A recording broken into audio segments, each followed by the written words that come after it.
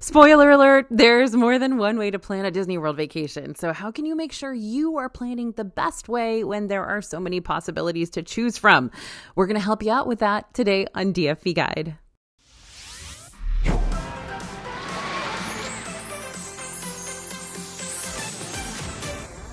Hey everybody, it's AJ for Disney Food Vlog. So Disney World trips are going to look vastly different depending on who you decide to go with. So the purpose of today's video is to make sure you can plan the right Disney World vacation no matter who you're going to take along with you. That way you can minimize breakdowns, breakups, and maybe even breakouts, because stress sure does a number on your skin.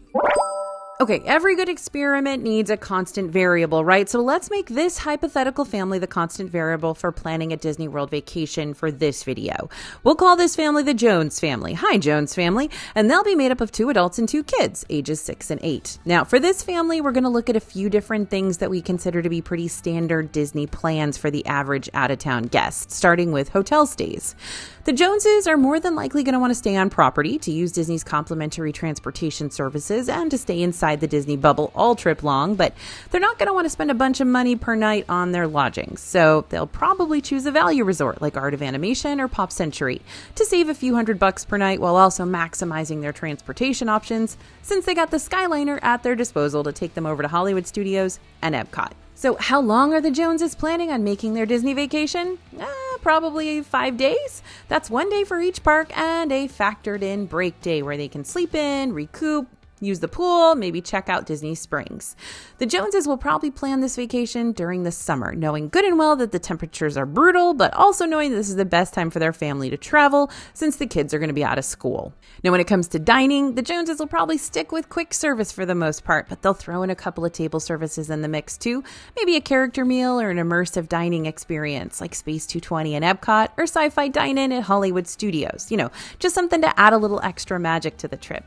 Since the Jones kids are 6 and 8 years old, they're the perfect age for most, if not all, of the rides around property, so this family's probably going to think about investing in Genie Plus for a couple of their days, usually Magic Kingdom and Hollywood Studios, but as far as those individual lightning lanes are concerned, for the more popular rides, they might hold out and rely on using their early theme park entry perks to get ahead of the initial morning crowds instead. That's the short of it. I could keep going if we were really passionate about following the Joneses for their entire trip, but the reason I'm starting with this hypothetical example is to show you how incredibly different a trip can look when your specific group doesn't quite fit into the same cookie-cutter mold.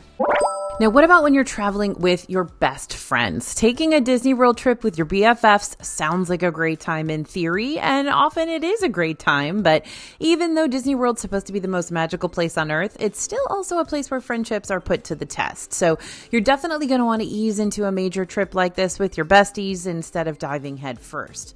If you're trying to figure out how much time you should spend in the parks with your group of buddies, start off with a weekend getaway. While the trip more than likely is going to start out on a high note with everyone laughing and singing along to Life is a Highway at the top of their lungs, after 3 to 4 days of full park adventures, your group's going to get hot and tired and probably pretty irritable. So a simple weekend journey into the Disney World bubble might be the sweet spot for everybody, at least to learn how to travel together.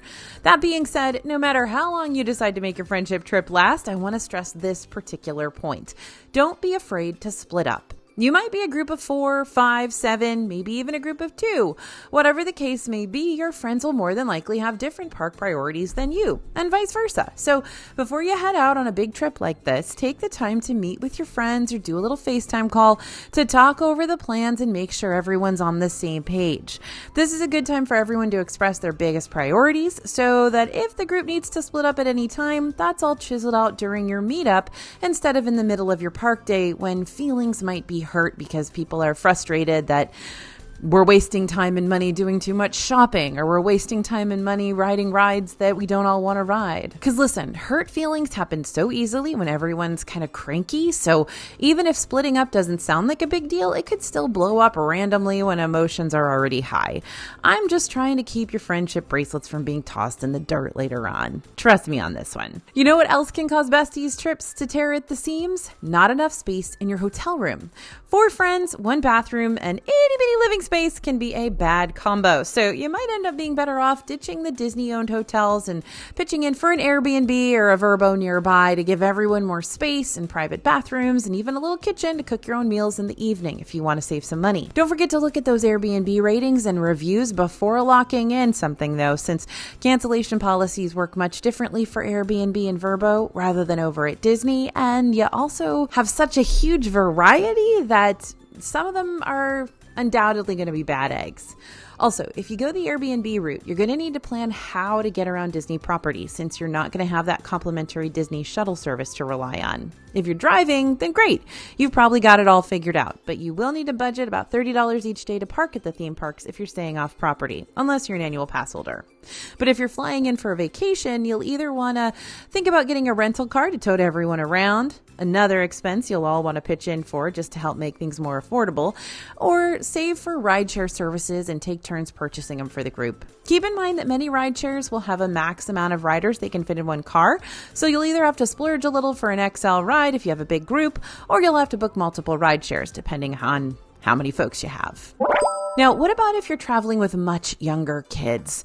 Disney World is very kid-coded. It's colorful, it's musical, it's whimsical, but it can also be flat out overwhelming, especially if this is the first time your kids have done anything like this before.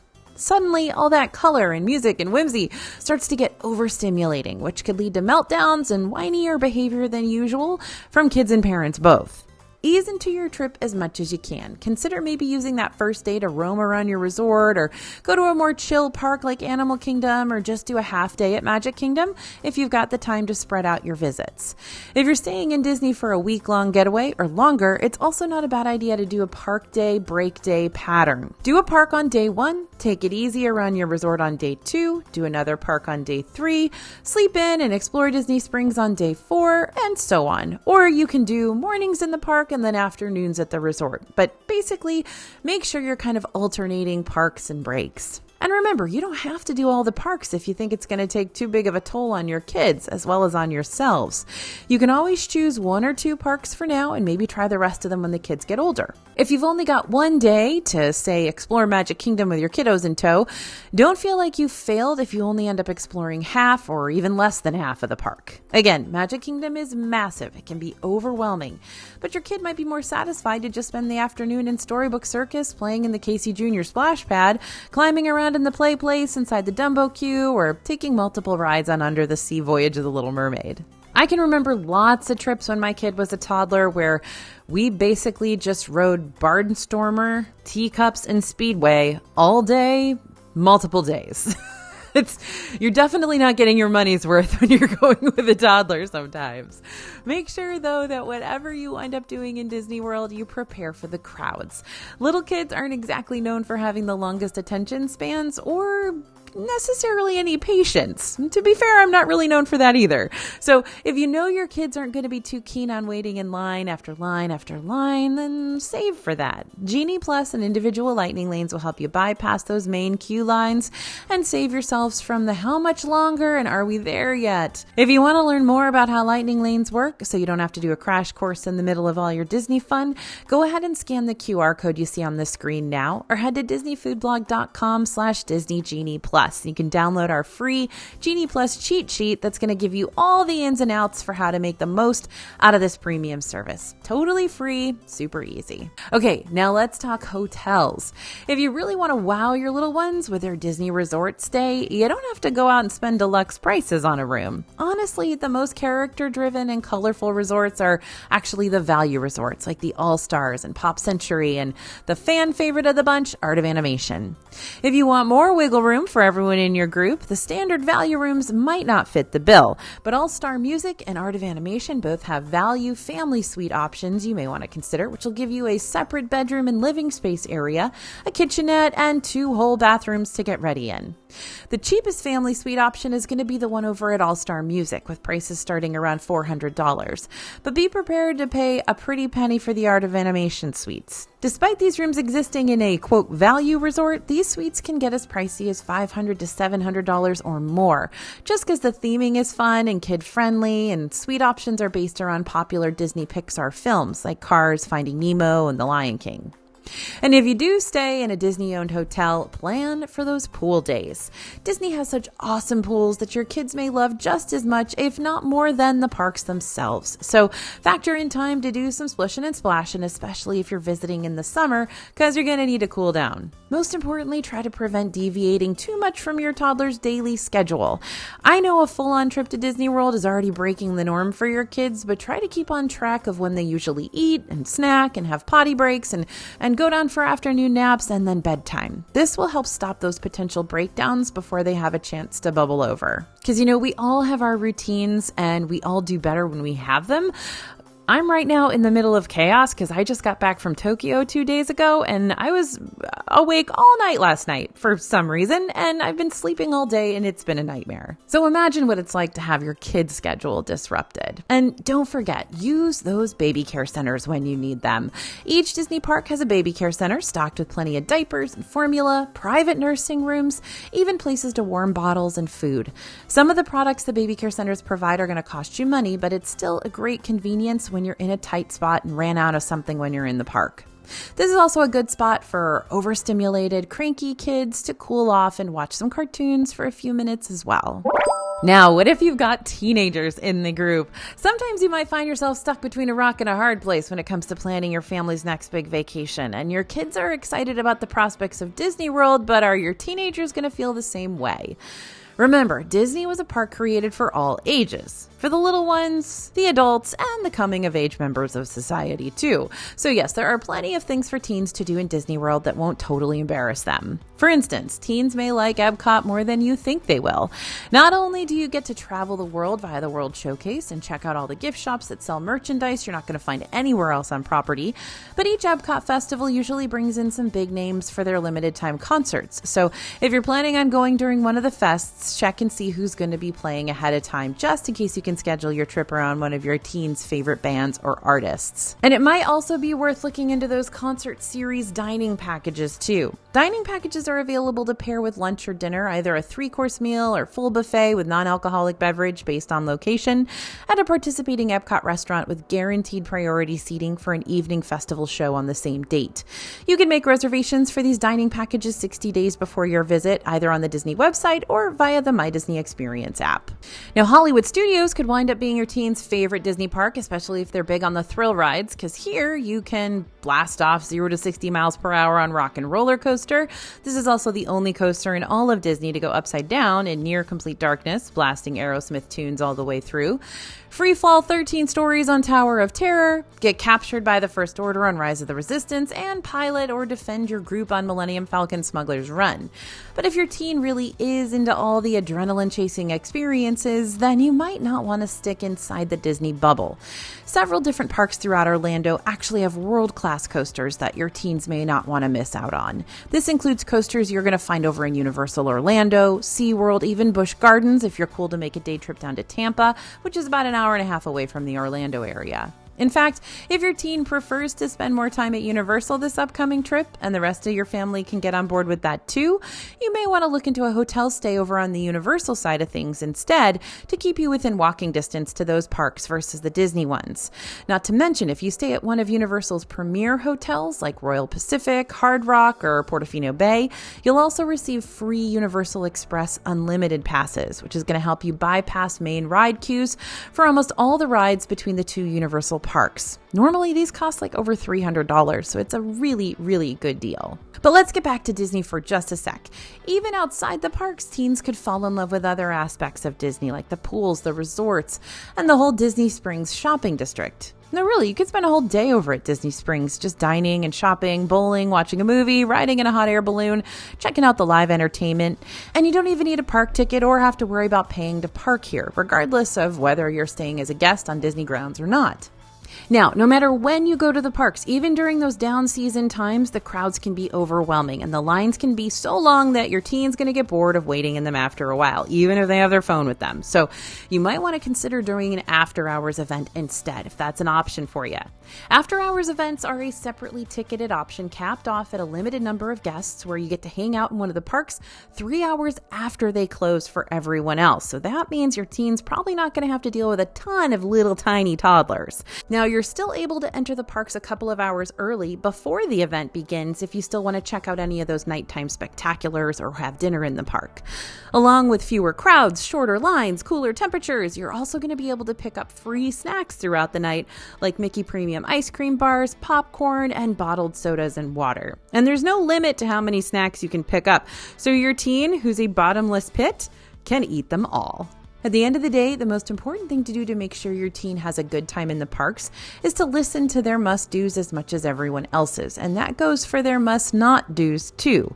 If your 13-year-old doesn't want to meet Winnie the Pooh, they don't have to meet Winnie the Pooh, but they may still have to wait in line if their younger sibling wants to meet them. But if they're just in the stage of life where the last thing they want to do is take a Pooh Bear picture that'll be slapped onto the family fridge for all your future guests to see, that's cool. Best not to make a big deal about it. Instead, make sure you add a healthy balance of kid-friendly/teen-friendly experiences into your itinerary for the whole family to enjoy. Also, see if there's some way to give your teen a little bit of autonomy.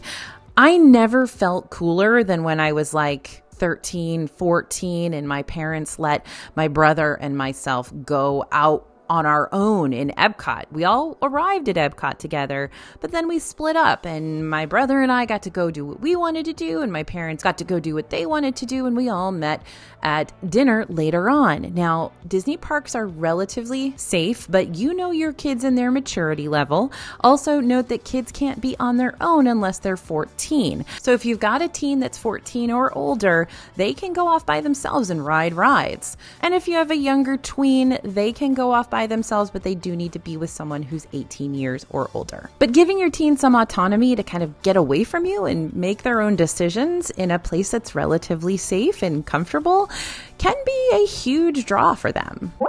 Now, what if you're the only adult in the party? I feel like we don't talk about this enough, but we should, because there are lots of people out there who do those single parent trips to Disney, or like aunt and niece trips, or big brother, little brother trips, but they're the only adult going with the kid or kids, meaning tag teaming isn't really an option. I do this all the time with my son, where it's just me and him, and we've done that when he was 4 and 5, 8, and older. So while the idea of going to Disney World without another guardian to help you out can be overwhelming, it can also still be a whole lot of fun too. You just want to make sure you're not trying to overdo it, you're giving yourself plenty of time to rest and relax, and you're really in tune with what your kid is going to really want to do without trying to do everything. So before your trip, take your kid or kids out for lunch or to the park and talk with them about the things they're most looking forward to seeing and doing inside the Disney bubble. That way, you can create an itinerary that they'll be happy to go along with instead of one they'll be constantly fighting against. Because the easier you can make things on yourself, the better. And much like we mentioned earlier, it's okay to just prioritize 1 or 2 parks instead of the whole 4-park circuit. This especially goes for younger kids who may think the entirety of Disney World is all wrapped up into Magic Kingdom, since that's where Cinderella Castle is. No use breaking your back to try and accomplish it all when your kids will more than likely be excited to just be there and be with you in the first place. If you are traveling with more than one kid in your group, lower your stress levels by planning ahead. Really understand Disney World. Look at those maps, get a vibe for what transportation is like. We got all these videos for you to watch where we talk about all this stuff, so hopefully that'll be helpful. Also consider investing in those little temporary tattoos that have your phone number on them. Decide if those monkey leashes might be your best course of action if your kid likes to toddle away at the speed of light, or if you got a runner. And purchase brightly colored shirts so your kids are easy to spot in the crowd. We got a lot of fun and super bright park inspired tees for kids over on dfbstore.com. You might want to check out to give your kids something unique and comfy and easy to spot around the parks. And you might want to get a matching one for yourself too, just so that they can spot you as well. Now, I have been their parents. In the past, it's just been me and my kid, as you know, navigating the parks. So I know how difficult it can be despite trying to keep a smile on your face and assure your kid you're having just as much fun as they are. Again, not trying to scare you out of this. We've had great Disney days, just the 2 of us, but I do want you to plan ahead for the situations that you might not have thought would trip you up. That totally will, if you let them. Like bathroom breaks, for example. It can be tough to figure out how to navigate bathroom stops, especially if you're a different gender than your kid. Fortunately, Disney has companion and family restrooms available in each of their parks that'll help take the struggle out of that equation for you. To find them, go to the park maps on your My Disney Experience app and tap on the little drop-down arrow at the top of your screen. This is going to show you a list of categories to highlight on the map, one being a restroom category. Choose that option to see all the restrooms available throughout the park, including the ones labeled as companion restrooms. Now, when you go to bed each night, you're going to want to make sure you have everything you need before you're all tucked in for the evening. Because if you have a little kid, you're not going to want to leave the little kid in the room by himself and go get what you need. You may also want to bring a reading light if your kid goes to sleep a few hours before you do, so you'll have something to do in the room aside from watching TV and waking them up. I have been desperate enough for evening entertainment in the past that I've actually sat in my hotel bathtub to read my book so I wouldn't wake up my kid, which is why I've been bringing reading lights with me ever since. Now, it's also important to really research those different Disney restaurants before your trip too, so you can find stuff your kid's going to enjoy or at least be willing to try, because it's so not worth fighting a hangry battle in the middle of the day. That was one of the many reasons why I was inspired to create the DFB Guide to Walt Disney World Dining in the first place, but we'll talk more about that later on. But before I forget, I also want to mention one last crucial thing. There are some rides you're just going to have to accept you won't be able to ride. If your kid's not quite tall enough or they're pretty intimidated to go on some of those bigger coasters, you won't have rider swap at your disposal where you and another adult in your group can play tag team to both get the chance to enjoy the ride, yet only have to fully wait in line for it once. So simply put, you may have to cut your losses with this one, and that's okay. You're prepared for that. After all, Disney has dozens of rides that are good for all ages that are still going to be a great time for you and your little one as you ride them together while making those core memories. Whatever you decide to do, you set the pace here. You're the grown-up, so you're in charge of pacing out the breaks, the rides, the nap times, all of it. Build an itinerary, absolutely, but also don't be afraid to deviate from it if things are starting to go sour for you or your kid, and you need to just throw in the towel and head back to the pool. I do it all the time. Now, what about when you're traveling with older folk? If you've convinced a parent and grandparent or a great-grandparent to go to Disney World with you for your next family vacation, that is awesome. But you want to make sure you're planning ahead for that situation. Disney World's exhausting for all of us, not just for the little ones, not just for grandma and grandpa, for you and me too. So if you're bringing those older folks with you, it's best to plan park days that aren't filled with back-to-back action, and instead take it as leisurely as you can, or as leisurely as they want to. This also means you'll want to take lots of breaks, factor in a few full-on break days, and maybe squeeze in a nap or two if that's going to put everyone in a more chipper mood. But before we get into the fun, let's talk about those necessities. If the older members of your group want to use an ECV or a wheelchair to get around the parks, you're going to have to decide whether you want to rent them through Disney directly or through a reliable third-party service nearby. Or I guess you could also bring your own. Wheelchairs are available to rent at all Disney World theme parks. If you're renting at one of the 4 theme parks, it's $12 per day or $10 a day if you're doing a multi-day rental for the length of your stay. And if you want to rent an ECV, it'll be $65 per day, plus a deposit that you'll receive back once you return the vehicle. Just remember that wheelchairs and ECVs cannot be removed from the place where they're rented, so you can't roll a Magic Kingdom wheelchair out of the park and over to Epcot. Instead, when exiting the place where you rented it, you'll have to return the wheelchair to the rental counter. Then, when you get to your next destination, you'll show your receipt and get another wheelchair, if available. Want something you can keep with you all trip long? Yeah, that's often easier. You could rent through a third-party company. Disney partners with a company called Scooterbug, and if you choose to rent through Scooterbug, you can actually have the equipment sent directly to your resort hotel, and you won't need to be there when it arrives. If you rent through another third-party company, we always recommend Buena Vista Scooters, then you can absolutely get that sent to your hotel as well, but you'll just need to be there to take delivery of it. Prices and features can vary, so be sure to check and see what's best for you. Or if you prefer, bring your own wheelchair or ECV with you. Whatever works best and will make your ECV riders the most comfortable is the way you want to go. Okay, now let's get into the meat of the vacation. If you have the freedom to choose when to travel, going during a cooler time of the year might be easier on everyone, and this is true of anyone who's traveling. When the Orlando sun is shining its brightest, it's going to zap the energy out of you so fast. Winter, early spring, late fall, fall, those tend to have more reasonable temps where you won't feel like your face is melting off. But if your vacation schedule can't work around those times, then get inside and get in the AC as often as you can. This means escaping into the table service restaurants, checking out the indoor shows, browsing those gift shops. Wherever you can find shade and AC, jump in and take advantage of it. Epcot also has those super zen and relaxing galleries all throughout the World Showcase that provide not only cultural entertainment, but a quiet and chill, literally, place to get out of the sun. These include inside the Shanghai Disney Resort Gallery in the China Pavilion, the American Heritage Gallery inside the American Adventure Pavilion, the Bijutsu-Kan Gallery all the way in the back of the Japan Pavilion, and Race Against the Sun in the Morocco Pavilion. As far as rides are concerned, pay attention to the classics. Those side attractions and B-tier rides tend to not be as popular with guests, but they're still an incredible time that you're not going to have to wait in a forever long line for. And yeah, that means not having to worry about Genie Plus for them either. Hollywood Studios tends to have fewer of these kinds of rides, but Magic Kingdom is full of them. We're talking Dumbo, Enchanted Tiki Room, Mark Twain Riverboat, Carousel of Progress, People Mover. I know I've got some People Mover fans in the house, y'all. Team People Mover forever. With that being said, don't underestimate your older folks either. When I just took my mom to Disney World last year and she was 81, she wanted to ride everything, and Flight of Passage just totally blew her entire mind. It was amazing, and she could not stop talking about it for days. So even if they might not be down for a ride on Rock and Roller Coaster like they used to be, or Space Mountain, because that coaster gets rough nowadays, a ride on Flight of Passage, or Soarin', or Star Tours, or Pirates of the Caribbean can all provide the thrills without the jerky roller coaster movements. When it comes to lodging, the resorts with the heavy foot traffic, like the monorail resorts for instance, might not be best just because you might be wanting to escape the crowds instead of nestling down into them. So maybe consider booking a place that's much more secluded, like Disney's Wilderness Lodge. That's my mom's favorite.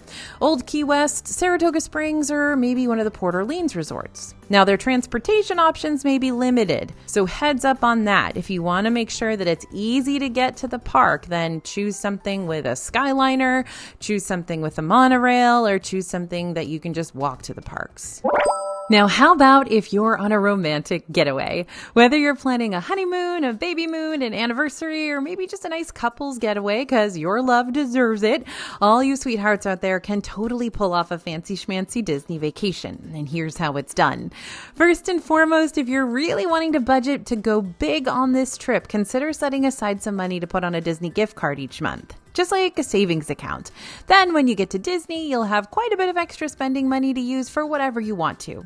Not to mention, a handful of big box stores like Target, for instance, allow members to save 5% on their Disney gift card purchases, so you can pay less for more Disney money in the end. And you can also put Disney gift cards on a wedding registry too. A lot of folks like to just give gift cards and wedding cards and call it done, and that's fabulous. So if someone does want to go the gift card route, Disney gift cards can help you go far on vacation. That's how Bria and her husband paid for pretty much all of their food on their Disney honeymoon. They even got to have a nice meal at California Grill. Now, a romantic getaway does call for a romantic hotel, so you may want to start saving for a fancier stay at a place like Grand Floridian or Polynesian Village or Riviera or even Animal Kingdom Lodge.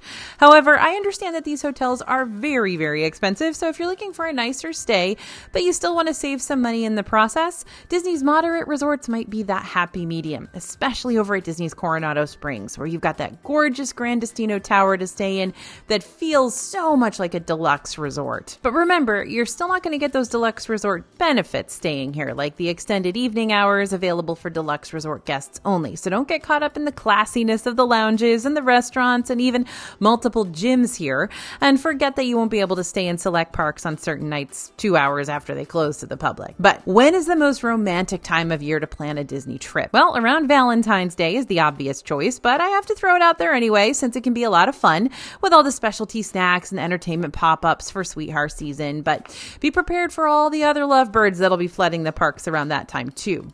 Visiting during Epcot's Flower and Garden Festival, which takes place during the spring, means you'll be in a park that's full of colorful flowers and topiaries, which should make your couple's photos really pop when you post them in your scrapbooks and on your social media. Then again, just traveling around the World Showcase during any time of the year is so picturesque and date day worthy because you get to literally travel to 11 different countries with the love of your life without worrying about all the passports and customs and all that stressful junk. And of course, while the crowds around Christmas time are far from magical, the Winter Wonderland offers offerings are still beautiful and, dare I say, very romantic. When it comes to dining, you might want to make a reservation for at least one really nice and fancy meal for celebration purposes. And some of your best fancy meal options are actually going to be featured around the Disney resorts. A few of our go-tos when we want to feel classy for a night out include Jico at Animal Kingdom Lodge, Topolino's Terrace at Riviera, Toledo at Grand Destino Tower, Storybook Dining at Artist Point with Snow White and Wilderness Lodge. That's not really romantic, but it's fun and it's super cute. And like I mentioned before, California Grill at Contemporary. And of course, if you really want to splurge, there's always Victoria and Albert's. Again, these restaurants are going to cost you a pretty penny. So if you want the best of both worlds, feeling fancy, but not like $100 plus on your total bill fancy, you may also want to check out the resort lounges and bars, which are first come, first served. I'm not saying lounges are cheap by any means, but often you can grab a few lounge bites here and there, maybe a drink or two, and not have to spend as much as you would at one of the main restaurants. Some of our favorite lounges and bars around the resorts for date night vibes are Three Bridges Bar and Grill at Coronado Springs, especially around sunset. Geyser Point Bar and Grill, again, sunset time over at Wilderness Lodge. Enchanted Rose at Grand Floridian. Sanaa Lounge at Animal Kingdom Lodge, and California Grill Bar at Contemporary. Now, I could really dive deep into why I love these places, but that'd take a long time, like a really long time. So instead, I'm going to direct you over to the DFB store website again so you can check out the DFB Guide to Walt Disney World Dining. That's where we do deep dive into all of this stuff. Also, remember to use code YouTube before you check out. One more suggestion for you couples out there. If you're celebrating in a big way, like a honeymoon, anniversary, engagement, don't forget to pick up a celebration button at either the lobby of your resort or one of the guest service locations in the parks. These are totally free and make for a very fun keepsake. And if you wear them to one of the restaurants, you might just receive a complimentary celebration dessert from your server. Not guaranteed, but it's worth sporting your button just in case. Now, what if you want to go to Disney World all alone? I like to say blissfully alone. You're not a bad person for wanting to go to Disney alone, because as this video has already illustrated, planning your trip around other people, even people you really care about, can be difficult. So much so that you might start feeling like you need a vacation from your vacation. I get it. I've been there. And you know what?